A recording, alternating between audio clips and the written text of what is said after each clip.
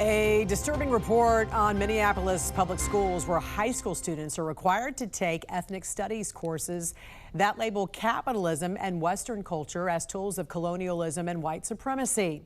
Course materials obtained by Defending Education raised concerns over what's being taught in these classrooms and why. Joining us now to discuss is Kendall Tietz, investigative reporter for Defending Education. Good morning, Kendall. Great to see you.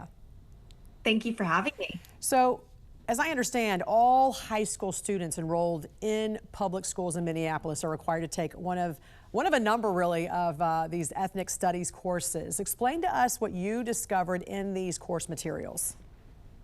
Yeah, so what we found is that Minneapolis Public Schools ethnic studies curriculum includes multiple course options featuring content like critical race theory, Marxism, Black Lives Matter, colonialism, intersectionality, social justice activism, and even what they call quote unquote pillars of white supremacy. The course also includes texts by Ibram X. Kendi and Howard Zinn with the stated goal of reframing the curriculum and around counter narratives of communities of color. Yeah, so let's talk about, just very quickly, let's talk about one of these, because you mentioned this, you mentioned one of these course teachings. I think we have the title right here in one section. It is titled Power Struggles and Resistance. The class, as you said, focuses, here it is right here, focuses on the pillars of white supremacy. It even includes this diagram, and you can see right here it equates capitalism with slavery and puts it on the same level as war and genocide. How did this curriculum even get approved, Kendall, and who was behind the development of it? Yeah, so it's not entirely clear, but the school district's Ethnic Studies Initiative has been around since 2016. And in 2021, the school board unanimously passed this requirement for the class of 2025.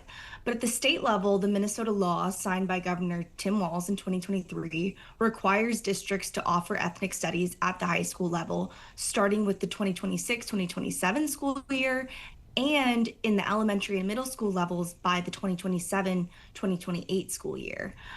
So the Minnesota Department of Education has also been establishing their own ethnic studies curriculum materials, and they're working with districts to implement those across the state. Yeah.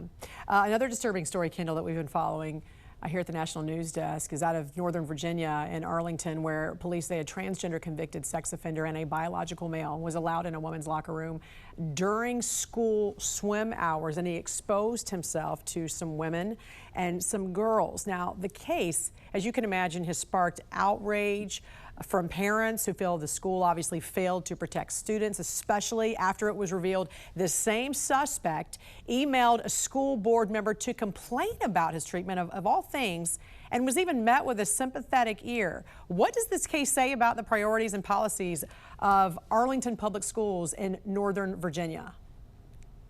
Yeah, this case shows exactly what happens when districts put ideology before safety. Arlington policy lets anyone use restrooms or locker rooms based on gender identity. And at the time, Richard Cox, this 58-year-old man, was entering these facilities. They were not checking IDs against a sex offender registry. That failure in policy allowed this 58-year-old man to use the same facilities as prepubescent girls. Yeah.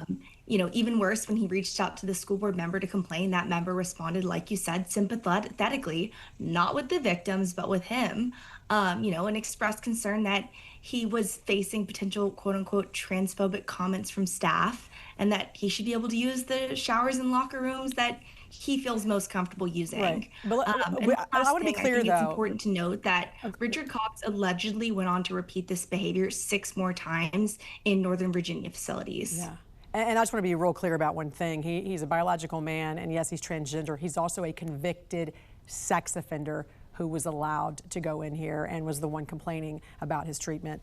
All right, well, this is a case we've been following and will continue to follow through its course. All right, Defending Education investigative reporter Kendall Tietz, we appreciate you joining us so much this morning. Have a great weekend. Thank you.